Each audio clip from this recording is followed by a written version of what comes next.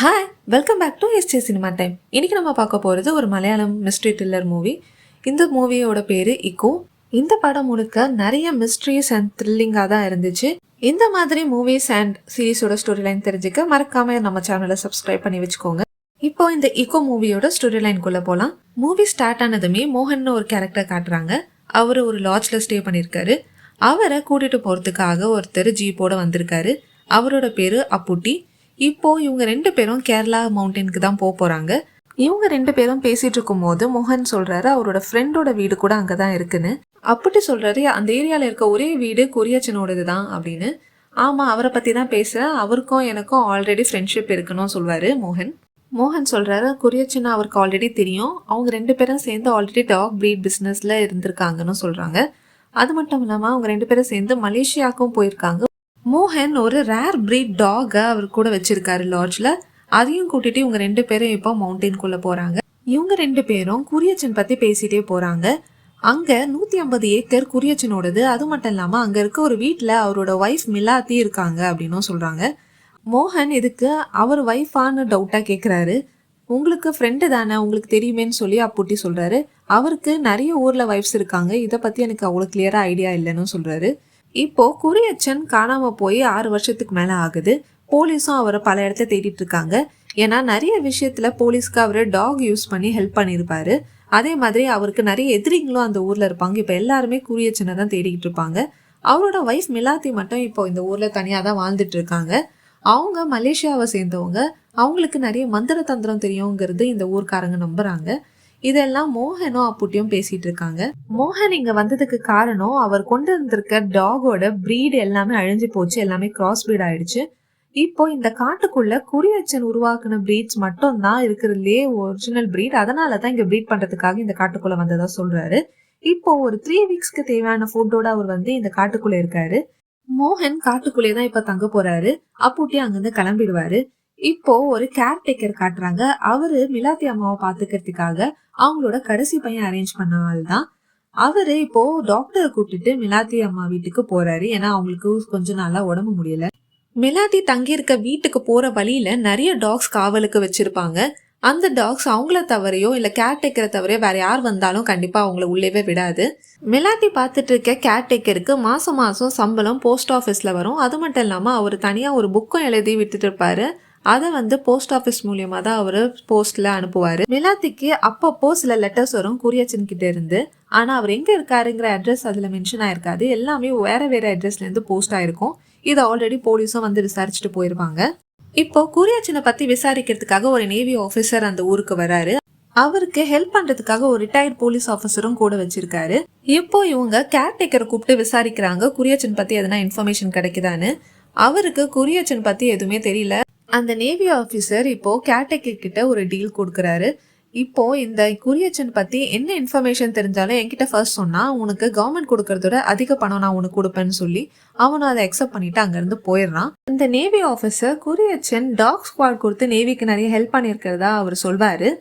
இப்போ இந்த navy ஆஃபீஸரும் retired police ஆஃபீஸரும் சேர்ந்து ஜீப்ல போயிட்டு இருக்காங்க. அப்போ யாரும் பிரேக் ஒயர் கட் பண்ணதால அவங்க எப்படியோ காரை ஒரு மரத்துல மோதி நிறுத்திடுறாங்க. ஆனா அவங்களுக்கு எதுவுமே ஆகல. இதனால குரியச்சன் இன்னும் அந்த ஊர்ல தான் இருக்காங்கன்னு அவங்களுக்கு தெரியுது. மிலாத்தியோட பையன் இப்போ அவங்கள பார்க்க வந்திருப்பான். இந்த ஊர்ல இருக்க நிலத்தையும் வீடையும் வித்துட்டு அவங்க கூடயே அவங்க அம்மாவை செட்டில் ஆக சொல்லி அவன் கேட்பான். ஆனா அவங்க அதை ரெஃப்யூஸ் பண்ணியிருப்பாங்க. இந்த இடம் என் பேர்ல இருக்கு, குரியச்சன் எனக்கு கொடுத்ததுன்னு சொல்லிட்டு அவங்க அங்கேயே இருக்கிறேன்னு சொல்லுவாங்க. இப்போ போகிறதுக்கு முன்னாடி அந்த கேர்டேக்கர் கிட்ட கொஞ்சம் பணமும் கொடுத்து அவங்கள கன்வின்ஸ் பண்ண சொல்லிட்டு போவான். இப்பதான் அந்த கேர்டேக்கர் மிலாத்தி கிட்ட அவங்க கதையை பத்தி கேட்பான். அவங்களோட ஒரிஜினல் நேம் மிலாத்தி கிடையாது, மலேசியாலேருந்து வந்ததால் அவங்கள மலேசியாக்காரின்னு சொல்லி அது கடைசியில் மிலாத்தின்னு மாறினதா அவங்க சொல்லுவாங்க. அவங்க பேர் சோயி. அவங்க மலேசியாவை சேர்ந்தவங்க. மலேசியாவில் ஜப்பான் வார் நடந்துட்டு இருந்தப்போ மிலாத்தி அங்கே இருந்திருப்பாங்க. அங்கே ஒரு ரிவரை ஒட்டி தான் அவங்க வீடு இருக்கும். தனியாக யாருமே பக்கத்தில் இருக்க மாட்டாங்க. அவங்க ஒரு ரேர் டாக் ப்ரீட். அவங்க வீடை சுற்றி காவலுக்கு இருக்கும். சோயிக்கு ஆல்ரெடி கல்யாணம் ஆயிருக்கும் யோஷையான்னு ஒருத்தர் கூட. அவங்க 2 பேருக்கும் நிறையவே ஏஜ் டிஃப்ரென்ஸ் இருக்கும். ரேடியோவில் அவங்க நியூஸ் எல்லாம் கேட்டுகிட்டே இருப்பாங்க.